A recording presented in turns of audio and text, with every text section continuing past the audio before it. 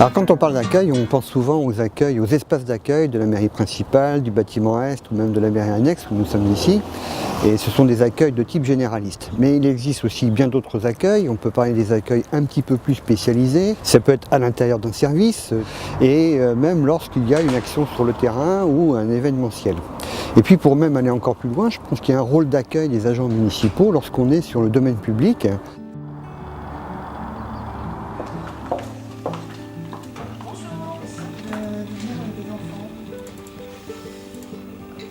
L'accueil des usagers, comme toute autre chose, connaît des évolutions. Aujourd'hui, on a des rapports numériques avec les usagers qui sont un petit peu nouveaux.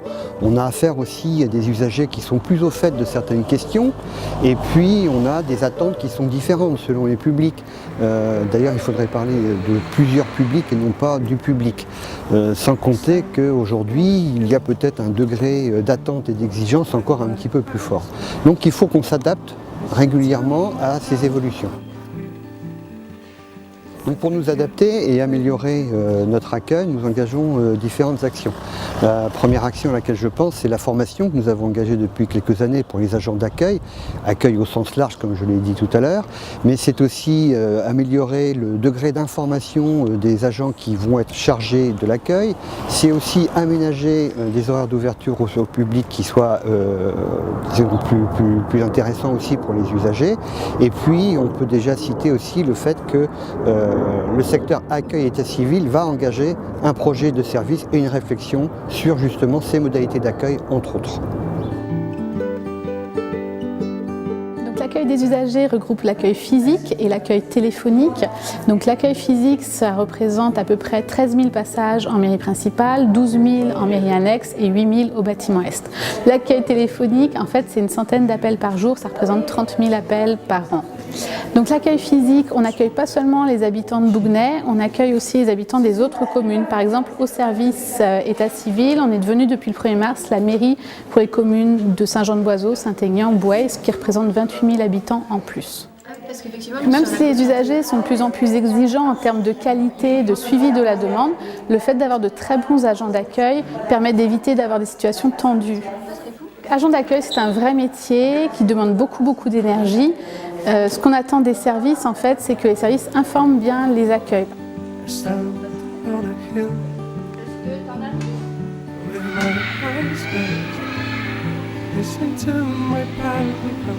Au 1er janvier 2018, nous allons proposer de nouveaux horaires dans les accueils de la mairie principale ainsi que de la mairie annexe.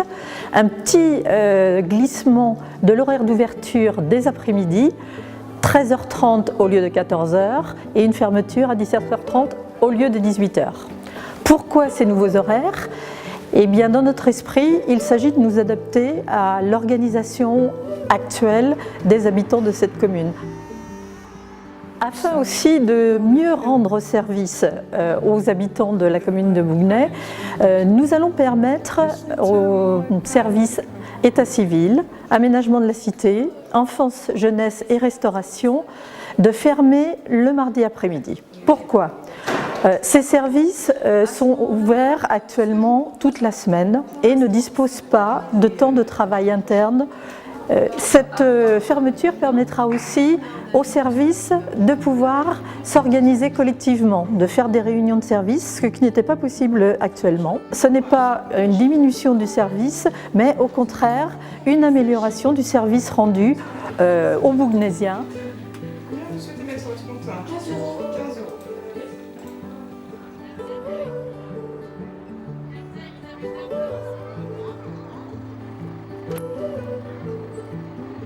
En 2016, nous sommes partis du constat que les horaires actuels n'étaient plus adaptés aux habitudes et aux usages de notre public. Nous avons donc mené une enquête auprès de notre public et nous avons entamé un gros travail de réflexion qui a abouti à une nouvelle proposition horaire qui est rentrée en vigueur en janvier 2017. Alors, nous avons gardé la même amplitude horaire, nous avons créé de nouveaux créneaux de fréquentation le mercredi et le samedi de midi à 13h.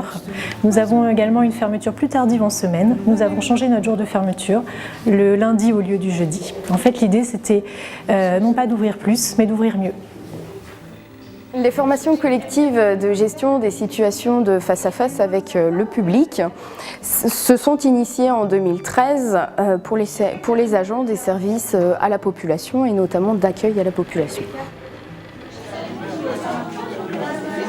Devant le succès de ces formations et les besoins exprimés par les agents en situation d'accueil, ce thème s'est décliné au cœur du plan pluriannuel de formation 2017-2020 en tant qu'axe prioritaire de la collectivité. La volonté est de fournir les moyens aux agents en situation d'accueil d'être plus à l'aise dans cette relation à l'usager. Les enjeux de l'accueil, ils sont de deux ordres. Je dirais que sur la forme, il faut assurer une bonne qualité relationnelle dans les rapports avec les usagers. Et l'autre enjeu sur le fond, c'est d'apporter des réponses et des informations qui soient de qualité. L'accueil, c'est une première image de la ville, donc elle est importante en termes d'image de la collectivité et de la qualité de service rendu. Donc c'est une mission collective qui est majeure. I ran up the hill